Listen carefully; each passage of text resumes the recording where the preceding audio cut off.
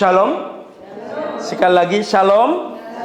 Oke, Bapak Ibu yang dikasih Tuhan, hari ini temanya adalah Sang Penolong. Beberapa tahun yang lalu saya melayani bersama hamba Tuhan. Itu pergi ke daerah Rio Rejo, Bapak Ibu. 9 malam sudah selesai pelayanan.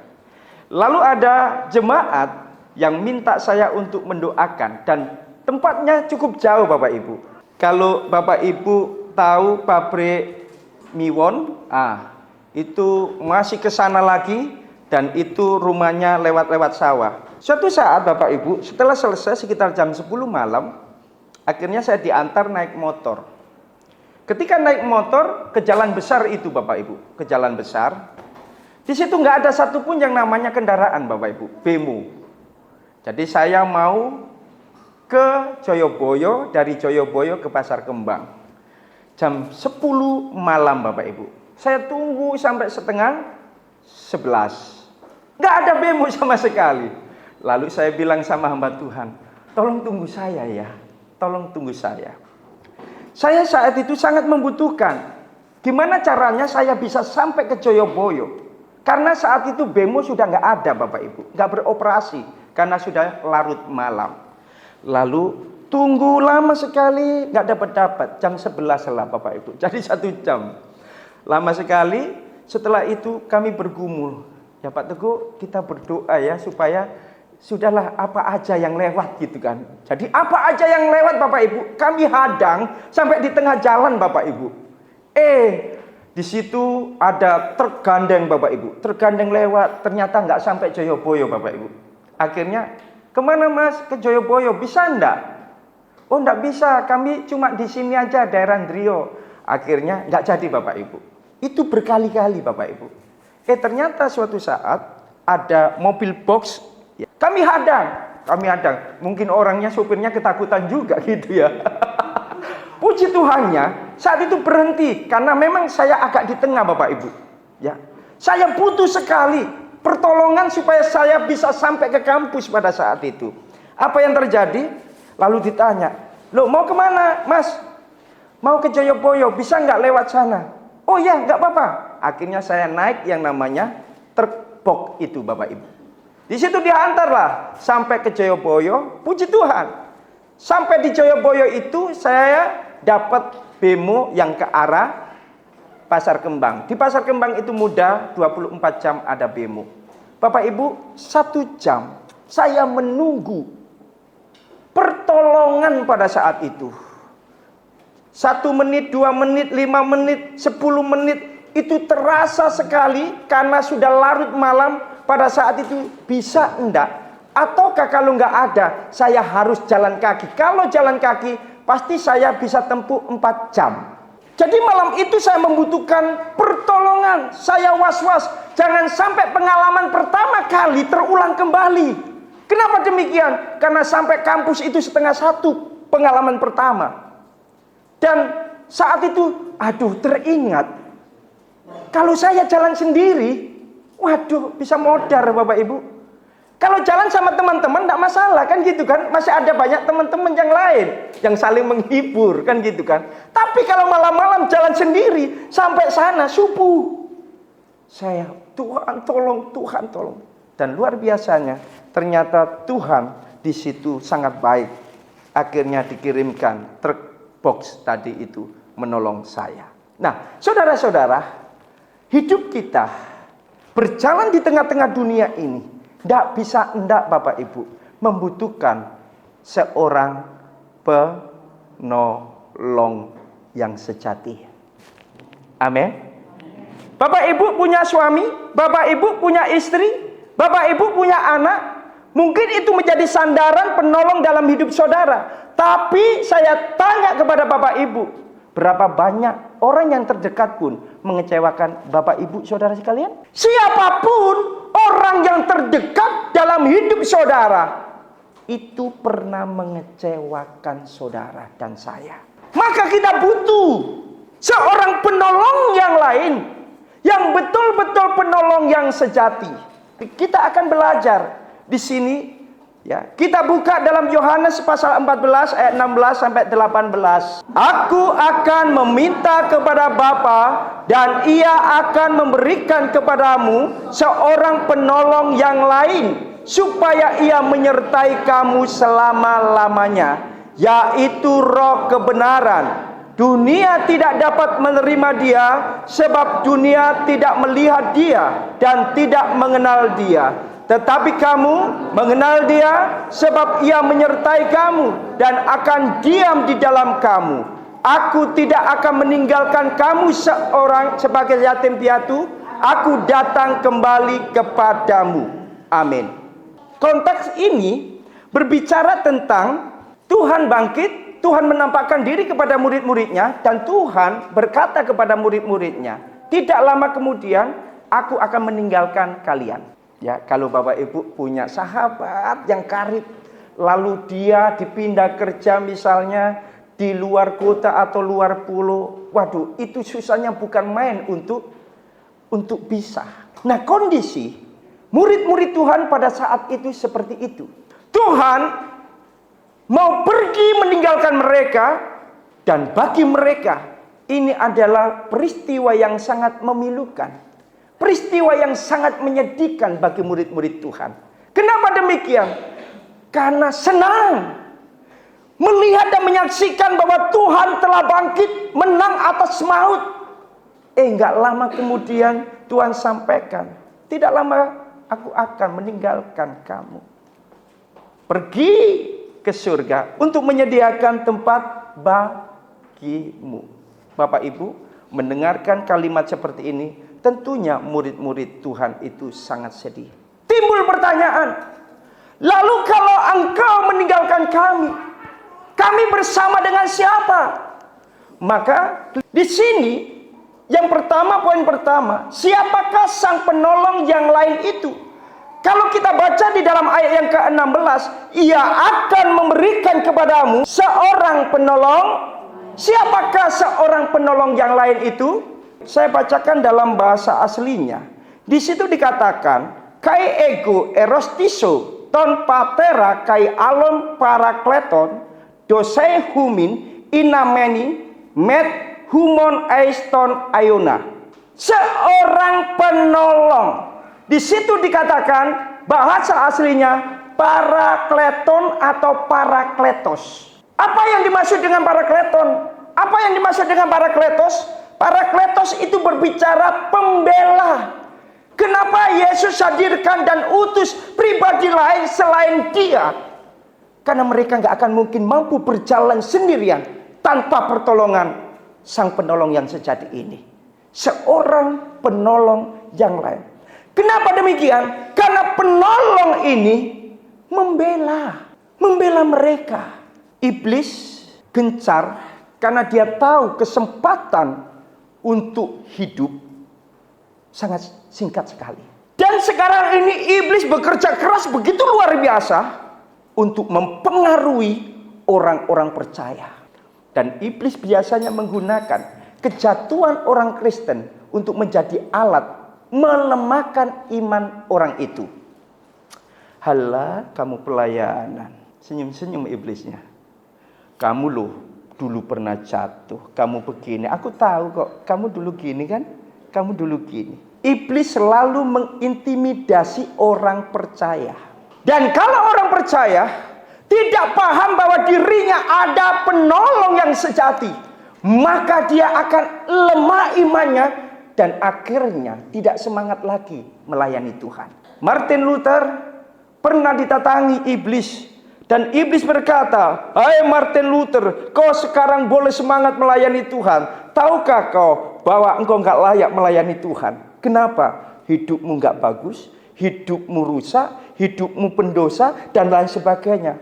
Apa yang Martin Luther lakukan pada saat itu?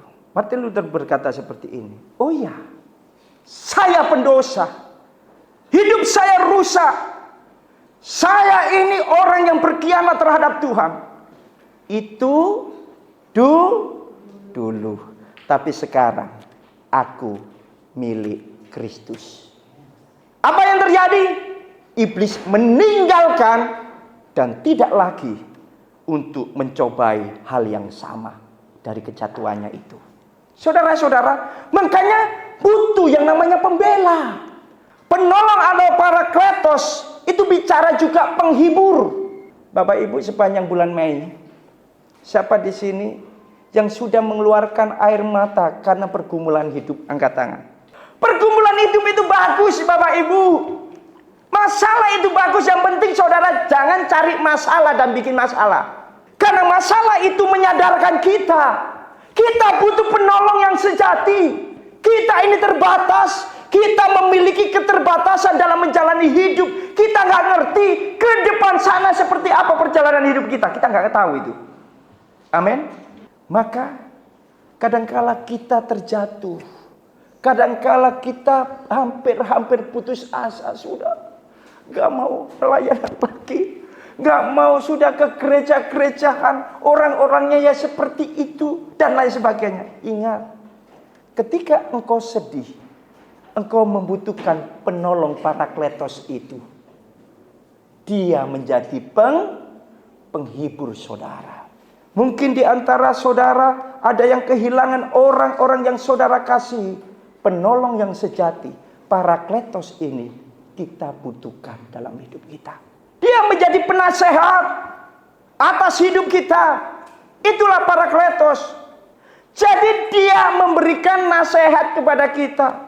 Keras dengan teman, dia merugikan loh Pak. Merugikan saya Pak. Terus mau apa? Mau tak bales Pak. Roh Kudus dalam hati kita berbicara. Jangan nak, jangan. Tidak baik. Berkati dia. Memang berjalan dengan Tuhan bukan perkara yang mudah. Tapi Bapak Ibu, bukan berarti perkara yang sulit itu gak bisa kita jalani. Bisa. Kenapa? Karena ada penolong. Dia juga pendamping. Arti parakletos itu adalah pendamping. Kadang-kala kita, orang-orang yang dulunya terdekat jauh dengan kita. Ada orang, kalau kita ya masih mengandung gula, banyak semut yang datang sama kita. Tapi kalau kita sudah nggak ada apa-apanya Bapak Ibu, orang yang dulunya dekat pun bisa menjadi jauh. Kalau kita menjadi orang yang berhasil, yang bukan saudara ngaku-ngaku saudara, ngalami nggak Bapak Ibu? Itu loh saudaraku, swear betul itu saudaraku, ngaku-ngaku. Kadangkala hidup kita ngalami posisi seperti itu. Kita butuhkan apa Bapak Ibu? Penolong yang sejati. Perhatikan di dalam ayat yang ke-16 tadi, ia akan memberikan kepadamu seorang penolong yang lain. Siapakah penolong yang lain? Penolong yang lain adalah pribadi ketiga dari Allah Tritunggal. Itu yang disebut dengan Roh Kudus. Roh Kudus itu seperti apa sih? Perhatikan kata alon Bapak Ibu. Alon atau alos di situ. Kai alos di situ dijelaskan. Yang lain maksudnya apa? Kualitasnya seperti apa? Dalam bahasa Yunani, kata yang lain tadi dikatakan dalam ayat 16, ya kan? Penolong yang lain. Kata yang lain itu memiliki dua makna. Yang pertama alos, yang satunya heteros. Alos itu artinya apa? Yang lain dari jenis yang sama. Yang pertama, Coca-Cola satu, ada Coca-Cola yang itu jenisnya sama atau beda? Sama, tapi yang lain. Kata alos itu artinya yang lain dari jenis yang sama. Satu dan dua sama, tapi itu yang lain. Satu, dua, itu yang lain dari yang dua. Atau sebaliknya. Yang kedua, dalam bahasa Yunaninya ada kata heteros. Heteros itu juga yang lain masalahnya. Tapi yang lain dari jenis yang berbeda. Perhatikan. Nomor satu itu gambarnya apa? Nomor dua namanya? Tapi beda enggak? Beda.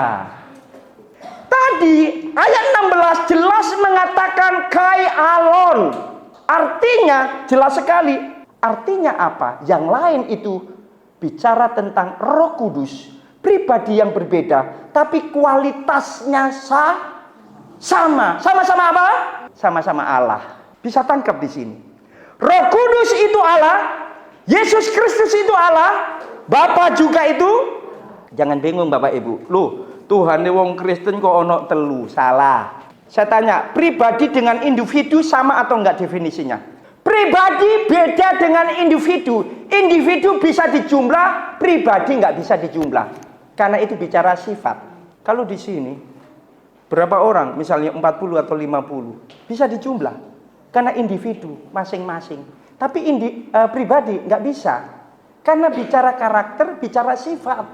Makanya Allah itu esa. Esensinya adalah satu, yaitu Allah. Bapa itu Allah, Yesus Kristus itu Allah, dan Roh Kudus itu Allah. Apakah mereka bisa dibedakan untuk dijelaskan? Bisa. Bahwa penolong yang lain yang dimaksud itu adalah Allah itu sendiri. Kualitasnya sama. Yesus berkata, aku akan pergi dan memberikan kepadamu penolong yang lain. Dia adalah Allah itu sendiri. Dia adalah Alon Parakleton itu. Kalau dia yang datang memberikan pertolongan kepada kita, itu adalah Allah sendiri. Bagaimana cara pendiaman Allah yang menunjukkan pribadinya di dalam Roh Kudus itu sendiri? Perhatikan, yaitu roh kebenaran. Dunia tidak dapat menerima dia sebab dunia tidak melihat dia dan tidak mengenal dia. Dunia yang dimaksud adalah orang yang tidak percaya kepada Kristus. Itu yang dimaksud dunia. Dan orang yang tidak mengenal Kristus pasti nggak ngerti tentang Kristus, tentang Roh Kudus itu sendiri. Kenapa demikian? Karena Roh Kudus tugasnya salah satunya adalah bersaksi tentang Kristus. Makanya orang Kristen kalau ngomong, aku sudah dibaptis Roh Kudus, tapi hidupnya nggak mau bersaksi terhadap Kristus kepada sesamanya, itu dipertanyakan. Saudara percaya sudah dibaptis Roh Kudus? Kita sudah dibaptis Roh Kudus. Sehingga Roh Kudus itu melahirbarukan kita. Dan kita bisa berkata, Yesus Kristus itu Tuhan. Itu bukan kemauan Bapak Ibu. Bukan. Karena Roh Allah ada di dalam diri kita. Berikutnya yang kedua. Sifat pendiaman Roh Kudus atau penolong yang lain yang dimaksud di dalam ayat yang ke-16 tadi. Dalam diri orang percaya seperti apa? Di situ jelas sekali Bapak Ibu, dikatakan apa di situ? Di dalam ayat yang ke-17b, tetapi kamu mengenal dia, sebab ia menyertai kamu dan akan diam di dalam kamu. Kai en humin estai. Terjemahan bahasa Indonesia LAI kurang mantap. Karena bahasa aslinya menggunakan kata Kai en humin estai. Artinya begini, Roh Kudus itu, penolong yang lain itu, Tuhan tanamkan, tinggal tetap di dalam hidup kita. Jadi Roh Kudus itu tidak seperti teh celup keluar masuk. Kalau kau bikin dosa, jatuh dalam dosa, Roh Kudus keluar, ya kan? Roh Kudusnya meninggalkan orang itu. Enggak seperti itu Bapak Ibu. Katanya jelas di situ. Kain. Tinggal tetap. Permanen. Dan dikatakan, diperjelas di dalam ayat 16c. Di situ waktunya ada enggak? Enggak ada. Perhatikan apa? Selama-lamanya. Pak, kalau berdosa, kalau Roh Kudus enggak keluar terus gimana Pak? Ya ada di dalam hidup kita. Makanya Roh Kudus tadi itu menasehati kita, menegur kita, membimbing kita. Kalau Roh Kudus sudah berperan seperti itu dalam hati kita, jangan pernah mengeraskan hati, ya. Kalau sampai kita mengeraskan hati, maka berhati-hatilah. Jangan sampai kita mendukakan Roh Kudus. Jadi saudara yang dikasih Tuhan, jelas di sini dikatakan bahwa Roh yang Tuhan anugerahkan, yang Tuhan utus untuk menggantikan dirinya, tinggal tetap dalam hidup kita. Makanya Roh Kudus ini Bapak Ibu memberikan kemampuan loh buat kita. Saat kita sedih, dia hibur. Saat kita susah, Tuhan bersama-sama dengan kita. Pada saat kita kesepian, putus asa, Roh Kudus itu menguatkan kita. Dan ketika Roh Kudus ada di dalam diri kita dan tinggal tetap Bapak Ibu, maka kita sanggup hidup dalam perkenanan Tuhan. Banyak orang bertanya kepada saya dulu itu sangat terpaksa sekali kalau pimpin pujian. Karena orang-orang, teman-teman saya itu menghakimi seperti ini. Tapi mereka nggak merasa kalau diri mereka menghakimi. Kalau orang yang sudah dipenuhi Roh Kudus, orang itu ada tandanya. Tandanya apa? Dia bisa berbahasa roh. Akhirnya Bapak Ibu, saya melatih diri dan diajari teman saya pada saat itu. Jadi teman saya kalau ngelatih itu, dia mengambil analogi seperti ini. Gampang itu kalau pimpin pujian. Untuk bisa berbahasa roh itu seperti ini. Seperti anak bayi. Anak bayi ya Bu Fitri gitu kan. Anak bayi gak bisa mengucapkan kalimat yang panjang. Betul ya? Biasanya mamanya ajarkan anak itu untuk memanggil dirinya. Dengan kata mama. Ya kan? Yuk mama. Semakin dipercepat. Mama. Mama. Kamu sudah bisa itu. Saya senang pada saat itu Bapak Ibu. Senang. Saya bisa berbahasa roh. Terus bilangnya gini. Kamu ini sudah 3 bulan, 4 bulan. Kalau pimpin pujian, jangan cuma mama. Jangan. Harus levelnya naik dong. Opo. Kayak anak kecil. Itu kan bertumbuh terus. Bertumbuh. Anak kecil. Jangan diajari cuma mama. Nanti kenal cuma mamanya doang. Panggil apa? Apa-apa. Lebih cepat. Apa-apa. Saudara-saudara yang dikasih Tuhan, mari kita berbahasa. Apa-apa. Akhirnya saya bangga diri Bapak Ibu. Senang.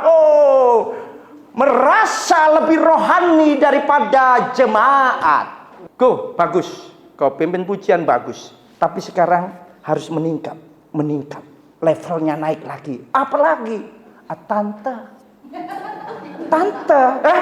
Iya tante. Wah ini betul Bapak Ibu. Saya belajar Bapak Ibu.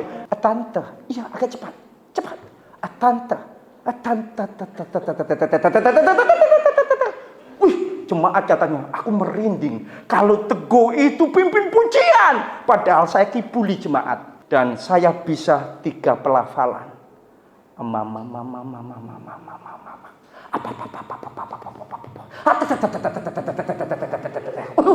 Merinding bulu kuduk semuanya. Lalu, ganti lagi. Mana? Lu serius Bapak Ibu? Tante itu kan banyak kan namanya. Lala, Tante Lala gitu kan.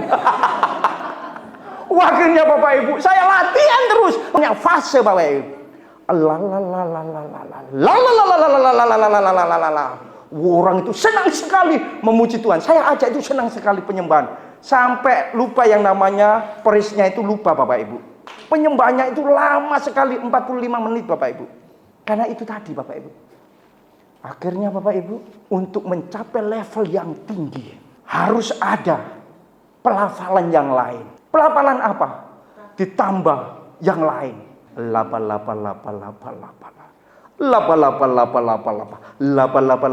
Saudara-saudara yang dikasihi Tuhan, mari kita sama-sama menyembah Tuhan dalam keheningan. Mari kita ucapkan dengan suara yang keras. Lapa. Saya akhirnya sering dijadwal Bapak Ibu. Lalu saya berusaha lagi untuk mencari pelafalan. Akhirnya Bapak Ibu, ada yang model Mandarin kah? Ada si bulu. Akhirnya perjalanan waktu itu, saya ada yang menegur. Dan yang memberi masukan adalah hamba Tuhan yang sungguh-sungguh hidup takut Tuhan. Dan memiliki pemahaman yang benar terhadap firman Tuhan. Akhirnya, terus terang Bapak Ibu, apa yang saya tanamkan kepada jemaat pada waktu itu, saya anggap benar. Ternyata itu adalah penyimpangan dari kebenaran firman Tuhan. Saya menebus kesalahan saya dengan ajaran yang tidak benar itu. Saya katakan, saya telah melakukan kesalahan beberapa tahun yang lalu. Dan puji Tuhan, sekarang orang sudah mulai memahami kebenaran itu. Orang yang dipenuhi Roh Kudus, tandanya bukan orang itu bisa berbahasa roh, bukan. Dan dalam Alkitab pun tidak ada yang namanya istilah dalam bahasa aslinya. Kata pneumalalia itu nggak pernah ada. Sekarang yang menjadi pertanyaan, kenapa LAI menerjemahkan bahasa roh? Yang benar adalah glosalalia. Glosalalia itu artinya apa? Bahasa lidah atau bahasa bangsa-bangsa. Kenapa LAI menggunakan istilah bahasa roh? Karena suatu bangsa yang digunakan untuk mempermuliakan Tuhan, itulah yang disebut bahasa roh. Sekarang saya tanya Bapak Ibu, kalau saya menyanyi sebuah lagu, contohnya lagunya Krisdayanti yang tahu apa? Menghitung hari yang tak pernah pasti, iya kan? Tapi kalau saya, Bapak Ibu, dengan bahasa Indonesia, dengan lagu yang mengatakan tadi, begitu besar kasih-Mu Bapa, Kau berikan anakmu yang tunggal. Saya tanya Bapak Ibu, lagu yang pertama saudara sebut sebagai lagu duniawi, lagu yang kedua saudara sebut sebagai lagu rohani. Kenapa sama-sama bahasa Indonesianya, tapi lagu yang kedua saudara sebut lagu roh? Karena liriknya, karena maksudnya, karena tujuannya untuk, nanti baca baik-baik di dalam Kisah Para Rasul pasal yang kedua. Semua orang dari bangsa-bangsa meninggikan nama Tuhan dengan bahasa, kalau di situ menggunakan kata glosalalia. Jadi maksudnya LAI dalam 1 Korintus pasal yang ke-14 itu menggunakan kata bahasa roh, itu maksudnya seperti yang saya buat perbandingan itu tadi. Ketika saudara menyampaikan kebenaran firman Tuhan, maksud LAI itulah bahasa roh. Bahasa rohani. Bisa tangkap? Bukan laba-laba, bukan mama-mama, bukan papa-papa, bukan lala-lala, bukan si bolo-bolo. Tapi banyak orang kalau sudah terdoktrin ya Bapak Ibu, itu sulit loh. Saya itu puluhan tahun Bapak Ibu baru paham itu. Orang kepenuhan Roh Kudus itu bicara karakter. Galatia pasal yang kelima itu jelas sekali Bapak Ibu. Dulu nggak sabar karena hidupnya mau dipimpin Roh Kudus, menjadi berdoa, Tuhan kasih aku orang sabar. Yang didatangkan Tuhan orang menjengkelkan. Tuhan berikan aku penguasaan diri Tuhan. Kalau lihat makanan bermacam-macam itu, aduh, aku nggak iso Tuhan. Aku sudah siapkan kresek Tuhan. Ada orang nggak bisa loh Bapak Ibu. Sudah tahu kolesterolnya tinggi, nggak bisa jaga. Loh ini butuh pimpinan Roh Kudus Bapak Ibu. Nggak bisa menguasai diri. Kalau sudah kolesterol tinggi, ya ini loh, keinginan ini dikendalikan gitu loh Bapak Ibu. Amin. Tapi saya percaya di Solo Vide ini Bapak Ibu, ya luar biasa orang-orangnya. Kenapa demikian? Kalau pokoknya acara makan-makan bersama itu makannya secukupnya, iya kan? Nggak ada yang bawa kresek kan? Nggak ada. Saya lihat itu yang namanya tas-tasnya itu isinya Alkitab masalahnya. Ini luar biasa, rohani sekali. Ini luar biasa. Iya, makanya nggak pernah kekurangan ya. Kita cuma yang nggak seberapa, tapi nggak pernah kekurangan loh. Kenapa? Saling mengerti, menguasai diri. Itu keinginanku. Tapi masih banyak yang lain. Oh, nggak usahlah, biar nanti cukup. Luar biasa ya. Sang penolong itu menghibur kita dengan kehadiran Kristus. Aku tidak akan meninggalkan kamu sebagai yatim piatu. Aku datang kembali kepadamu. Kata yatim piatu menggambarkan kesepian, kehilangan, dan ketidakberdayaan. Jadi Yesus tahu bahwa kepergiannya akan membuat murid-muridnya merasa kehilangan dia. Kalau hidup kita mau dipimpin Roh Kudus, kita nggak takut dengan hari esok. Kita nggak takut dengan masa depan anak-anak kita. Amin. Semua ada berkatnya kok Bapak Ibu. Gak usah dikejar-kejar. Bekerja dengan jujur, bekerja dengan keras, itu harus. Itu prinsip bekerja. Karena dengan pekerjaan, dengan cara yang benar, Tuhan pasti berkati pekerjaan kita. Amin. Kejarlah kebenaran. Maka semuanya itu akan ditambahkan kepadamu. Sebagai kesimpulan, tanpa Roh Kudus kita hanya tahu tentang Allah. Dengan Roh Kudus kita mengenal Dia secara pribadi. Kenallah Dia. Dia Allah yang menjadi penolong dalam hidup kita. Yesus Tuhan.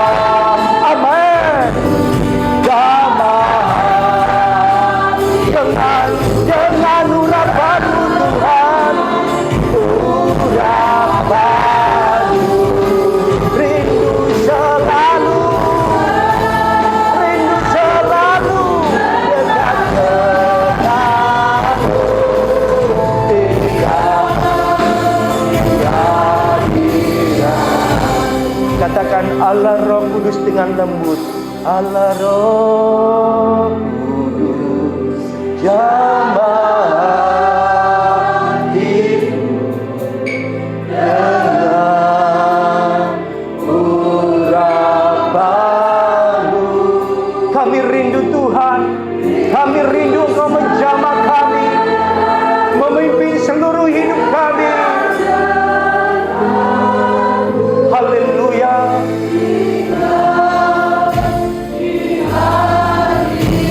Allah Roh Kudus, Allah Roh jamah hati kami Tuhan. Oh, terima kasih. Haleluya.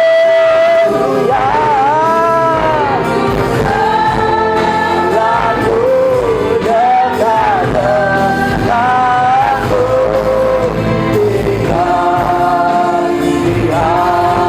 rindu selalu, rindu selalu dekat denganmu, tinggal di hati. Rindu selalu